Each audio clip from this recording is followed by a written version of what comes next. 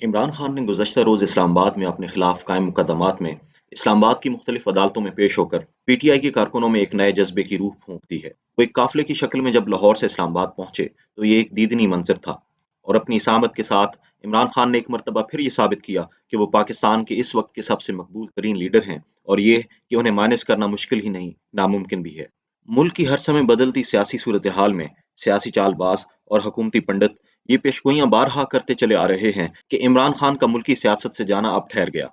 मगर खान की अवामी मकबूलियत का सूरज सबका मुंह चिढ़ा रहा है, और पीडीएम की सियासी लीडरशिप इस हकीकत को तस्लीम करने से हिचकिचा रही है।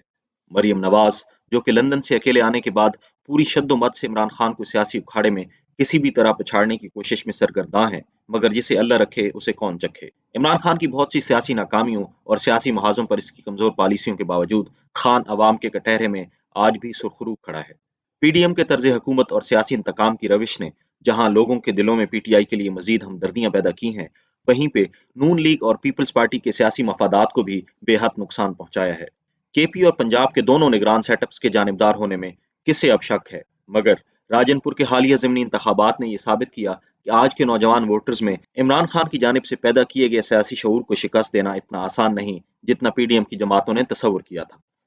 मौजूदा हुकूमत जितने मर्जी पर्चे काट ले, जितने मर्जी केसेस बना ले, आसार ये बताते हैं कि इस तरह के इंतकामी फैसले नून लीग और पीपल्स पार्टी के सियासी मफादात के लिए नुकसानदेह ही साबित होंगे।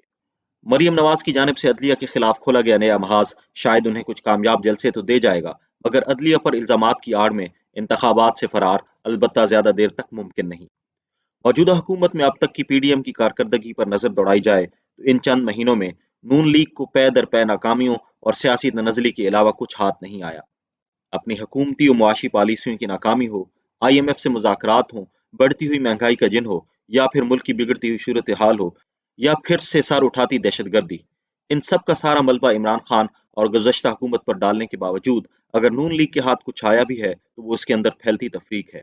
मरियम नवाज ये बरमला कह चुकी हैं कि शहबाज शरीफ की सरबराही में चलने वाली हुकूमत उनकी हुकूमत नहीं, जबकि दूसरी तरफ पार्टी में मौजूद सीनियर लीडरशिप बशमूल सरदार मेहताब खान और शायद खाकान अब्बासी अमली तौर पर पार्टी से अब रुखसत हो चुके हैं और फकत अपने रख रखाव की खातिर ही पार्टी जलसों में या मीटिंग्स में नजर आते हैं। इस सारे सिनेरियो में जो सबसे बड़े बेनिफिशरी हैं वो मौलाना फजल रहमान है, कि जिनकी जमात पीडीएम से वजारतें लेकर मंजर आम से गायब हो चुकी है।